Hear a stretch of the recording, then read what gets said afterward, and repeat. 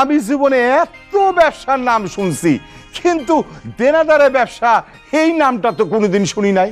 আপনি শুনবেন কেমনে? আমি তো প্রথম শুরু করছি।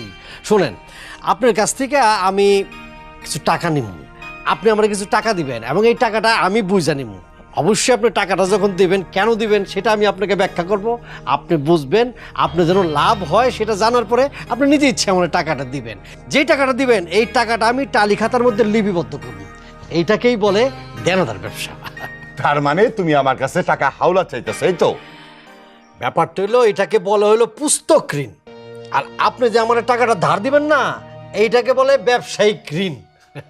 আমি বুঝলাম না, হাওলা সেটা আবার ব্যবসা হয় কিভাবে কও তো? আঙ্কেল, এখানে দুইটা বিষয় খুবই মানে মানে বোঝার বিষয় আছে।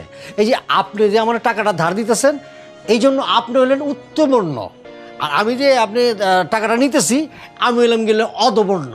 এটা হলো পুস্তকের ভাষা আর কি। আপনি হলেন উপরের ব্যক্তি, আপনি টাকা দিতেছেন, আর আমি হলেন নিচের ব্যক্তি, আমি টাকা নিতেছি। বিষয়টা বুঝতে পারছেন? বাজান, তোমার কথার আগা মাথা আমি তো কিছুই বুঝতে পারি নাই।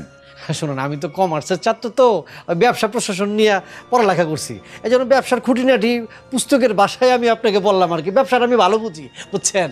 দেনাদার আর পাওনাদারের মধ্যে যে একটা মধুর সম্পর্ক, একটা সুন্দর সম্পর্ক আছে, এই জিনিসটা ওরা বুঝতে পারে না।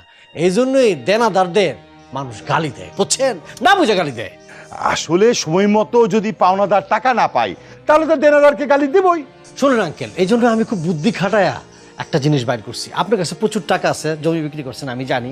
আপনাকে আমাকে বলছিলেন যে আমি টাকাটা কেমনে করে খাটাই। আমি চিন্তা করলাম আমার লেখাপড়ার থেকে যে আপনি যে আমার টাকাটা দিবেন এটা প্রমাণ সহকারেই আমি এই টালি খাতার মধ্যে সুন্দর করে লেখা রাখবো। আমি যে দেনাদার, আপনার কাছ থেকে যে টাকা নিলাম এটা একটা প্রমাণ থাকলো, আর আপনি যে পাওনাদার, আপনি যে আমার টাকা দিলেন এটার একটা প্রমাণ থাকবে। এই জন্য এই টালি খাতাটা আমি ব্যবহার করতেছি, বুঝছেন? ফুয়াদ বাবাজি, আমি সব বুঝতে পারছি। বাবাজি, আমি তো কিছুদিন আগে জমি জায়গা কিছু বিক্রি করছি, ঘরে তো আমার টাকা পইড়াই রইছে। আমি তো এই বয়সে আর এই যে ব্যবসায় খাটাইতে পারতাছি না। তোমারে তো আমি ভালো ছেলে জানি, তোমারে আমি টাকা দিতেছি, কোনো সমস্যা নাই। আমারে আমি তো সুদ খাই না, তুমি ভালো মতোই জানো। কিন্তু ওই যে আমি যে টাকাটা দিমু, মানে 3 লাখ টাকা তোমার এখন দিতাছি, ওই টাকার প্রতি মাসে আমি কিন্তু ক্ষতি নিমু না, লভ্যাংশ কিন্তু আমারে বুঝাইয়া দিবা তো? আপনি নিশ্চিন্ত থাকেন, আমি এই জন্য